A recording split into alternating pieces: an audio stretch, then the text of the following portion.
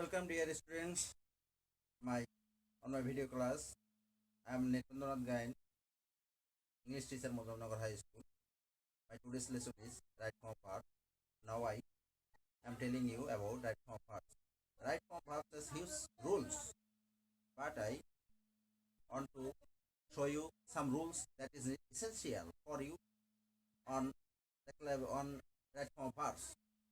I know that right form parts means heavily depends on the tense.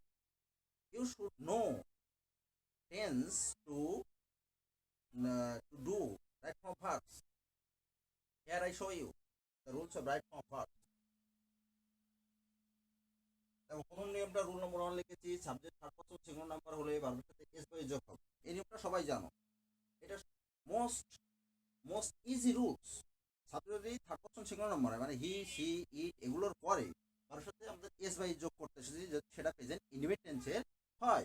এরপরে sentence যদি নাও, at this moment এই সমস্ত পাওয়া যায়, তার মানে প্রেজেন্ট কন্টিনিউয়াস টেন্স পাওয়া যায়, তাহলে আমরা সেই সেন্টেন্সে বা যে ভাব থাকবে তার আগে অ্যামিজার বসাবো, বসে তার সাথে আইএনজি করবো।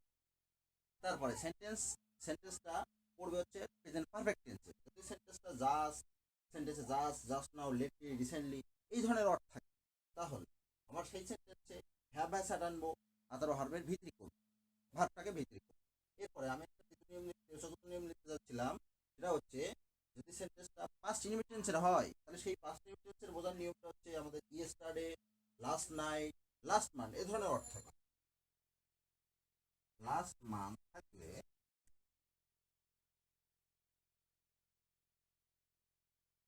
ভার্বের পাস্ট রূপ হয়, পাস্ট রূপ হয়। 5 নম্বর নিয়ম, আমরা জানি যে হ্যাভ হ্যাজ হ্যাড এগুলো পরে ভার্বের পাস্ট পার্টিসিপল হয়, সেরকম হ্যাভ হ্যাজ হ্যাড সহ গেট গট এগুলো পরে ভার্বের পাস্ট পার্টিসিপল হয়। Have has had gate goat এগুলোর পরেও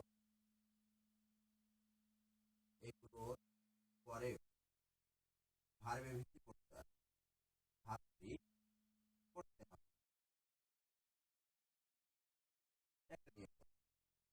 6 নম্বর নিয়মে আমরা জানি টু এ কি ইনফিনিটিভ, টু এর পরে কখনো ভার্বের সাথে আইএনজি করা যায় না, টু প্রশ্ন মূল ভার্ব বসে। টু ইনফিনিটিভ হলে এরপরে ভার্বের প্রেজেন্ট রূপ বসে, রূপ বসে।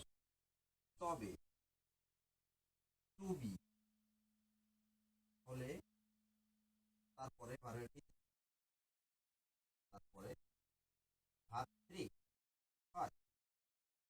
আবার এই টু বাদে যদি অন্য কোনো প্রিভিশন থাকে, টু বাদে অন্য প্রিভিশনের ক্ষেত্রে অন্য প্রিপজিশন এর ক্ষেত্রে ভার্বের সাথে আইএনজি করতে হবে।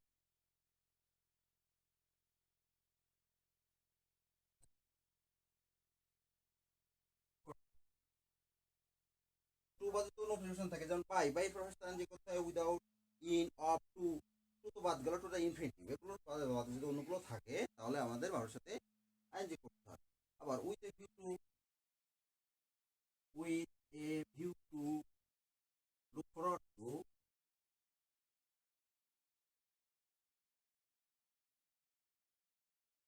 to, get used to এর পরে verb ING verb plus ING করতে হয়। তাহলে এখানে আমরা 5 নিয়ম দেখলাম। প্রথম নিয়মটা হচ্ছে সাবজেক্ট প্রপোজ সিঙ্গুলার নাম্বার হলে ভার্ব এস দিয়ে যোগ করতে হয়, এটা প্রেজেন্ট ইনডিফিনিট টেন্সের নিয়ম। এরপরে প্রেজেন্ট কন্টিনিউয়াস নিয়ম দেখলাম, নাও, অ্যাট দিস মোমেন্ট এসব যদি সেন্টেন্সে থাকে, নাও অথবা অ্যাট দিস মোমেন্ট, তাহলে ভার্ব আইএনজি হয়। এটা প্রেজেন্ট কন্টিনিউয়াস নিয়ম অনুসারে ভার্ব আইএনজি করতে হয়।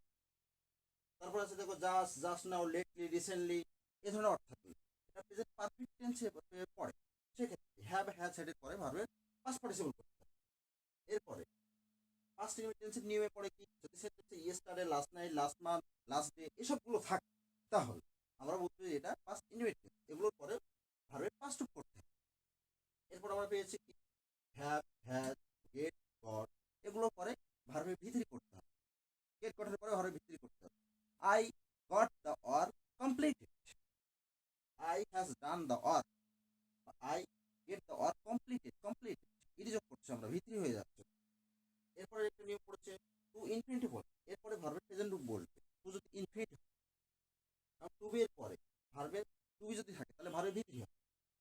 আর টু বাদে অন্য প্রিপোজিশন ইন, বাই, অফ এসব যদি থাকে তাহলে এরপরে আমার যদি ভার্ব পাওয়া যায় তার সাথে আইএনজি করতে, তো বুঝবো না টু এখানে একটা ইন আছে, এরপর একটা ভার্ব বসাতে হচ্ছে, তাহলে আমাদের ভাষাতে আইএনজি করতে হবে। এবং আমরা আরেকটা ব্যতিক্রমী ধর্মী নিয়ম দেখতেছি কি, আমরা জানি টুর পরে আইএনজি হয় না, কিন্তু যদি with a view to, look forward to, get use to এই ধরনের ফ্রেস অর থাকে তাহলে আমরা এর ভার্বটাতে আইএনজি করব। এরপরে 6-7 নম্বর নিয়ম, আমাদের ভয়েস চেঞ্জ খেয়াল রাখতে হবে। Passive voice, passive voice, passive ভয়েসে অ্যামিজা, অজয় প্লাস ভিত্তি।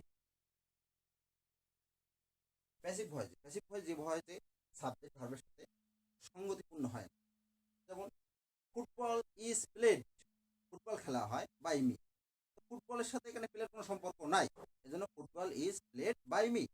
তাহলে ফুটবল যদি প্লে থাকে তাহলে এখন আমরা অ্যামিজার আনবো প্লাস ভি3, ইজ প্লেড বাই মি, এরকম। তারপরে এরকম আমরা সেন্টেন্সে বুঝবো যে এই সেন্টেন্সে সাবজেক্টের সাথে ভার্বের কোনো সঙ্গতি নাই, এক্ষেত্রে আমাদের প্যাসিভ ভয়েস করতে হবে। এবং অবশ্যই রাইট ফর্ম ভার্বের ক্ষেত্রে অবশ্যই একটা তো মিনিমাম থাকবে রাইট ফর্ম ভার্বে, যে যেটা অ্যামিজার প্লাস ভি3 বা অজয় প্লাস ভি3 করতে হবে, বা প্যাসিভ ভয়েসের নিয়মও ওটাকে রাইট ফর্ম ভার্ব করতে হবে, অথবা দুইটাই থাকতে পারে। এরপরে আমরা সবচেয়ে যেটা মডাল অক্সিলারি, মডাল অক্সিলারি পরে এরপরে আর অন বলে,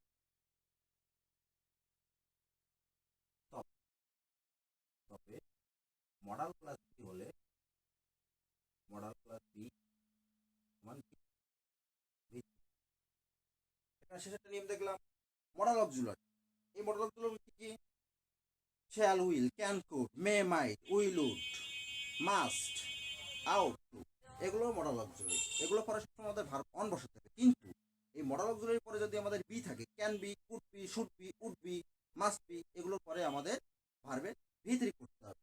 so students, follow these rules and memorize this or apply this on the right form verb. I think you should able to complete most of the right form verbs that related to passage right form verbs.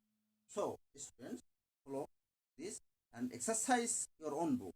So welcome students.